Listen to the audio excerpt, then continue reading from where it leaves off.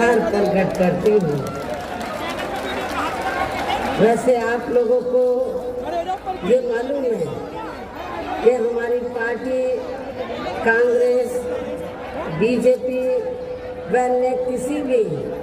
विरोधी पार्टी तथा गठबंधन आदि के साथ मिलकर नहीं, बल्कि अकेले ही अपनी पार्टी के बलबूते पर पूरी तैयारी व दमदारी के साथ ये चुनाव लड़े। इसके साथ ही हमने टिकट बंटवारे के मामलों में भी सब समाज के लोगों को उचित भागीदारी दी है, जिनको कामयाब बनाने के लिए अपनी पार्टी के लोग पूरे जी जान से लगे हैं। हालांकि आप लोगों को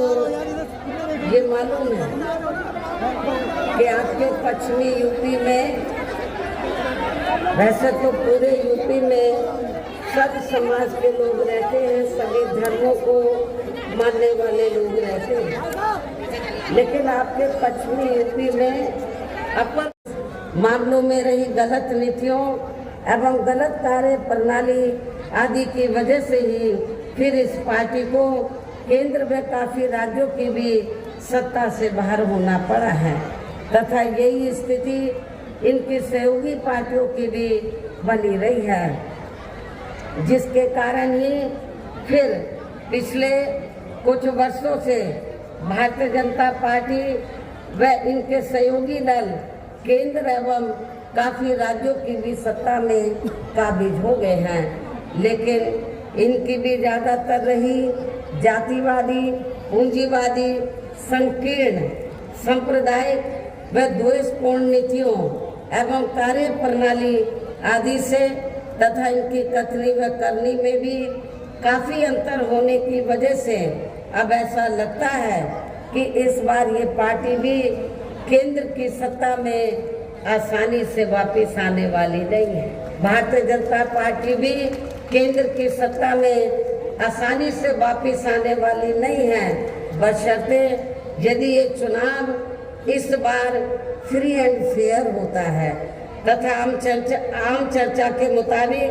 वोटिंग मशीनों में भी कोई गड़बड़ी आदि नहीं की जाती है। और वैसे भी इस बार चुनाव में इनकी कोई भी पुरानी व नई चल रही नाटकबाजी, जुमलेबाजी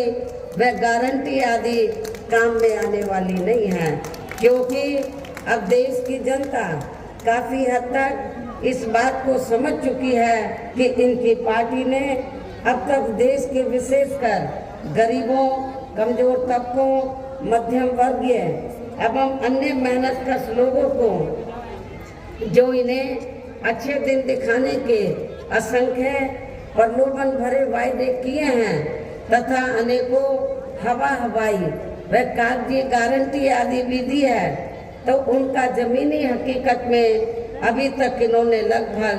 1/4 हिस्सा कार्य भी पूरा नहीं किया है, बल्कि इसके स्थान पर इनका ज्यादातर समय व ताकत भी यहाँ इनके अपने चहेते रहे बड़े बड़े पूंजीपतियों व धन्ना सेठों आदि को ही ज्यादा से ज्यादा माला माल व धनवान बनाने में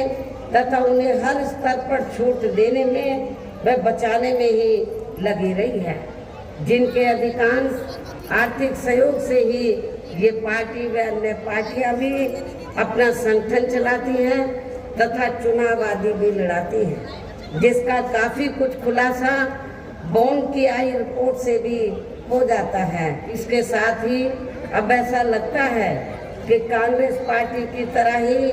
बीजेपी ने भी केंद्र की तमाम सरकारी जांच एजेंसियों का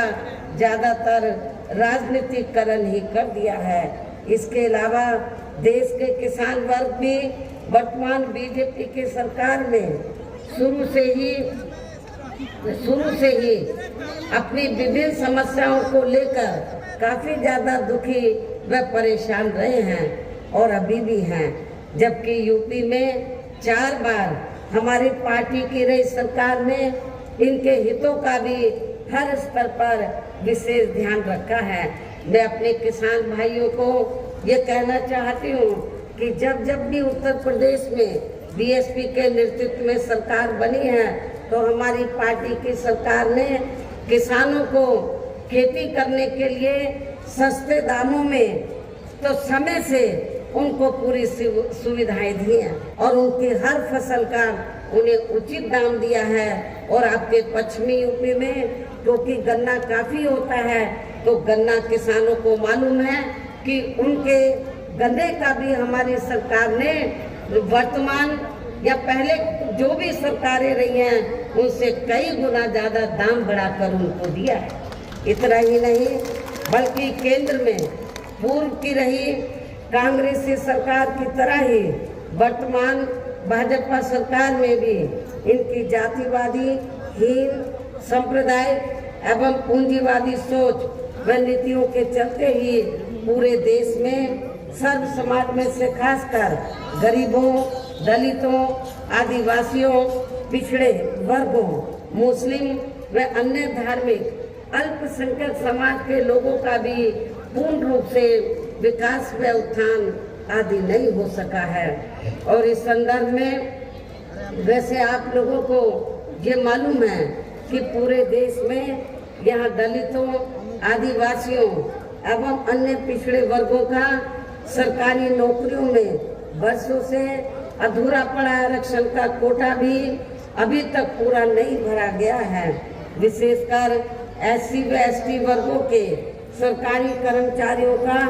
पदोन्नति में आरक्षण भी अब काफी हद तक प्रभावहीन ही बना दिया गया है। साथ ही केंद्र व राज्यों में भी विरोधी पार्टियों की रही सरकारों में इन सभी वर्गों को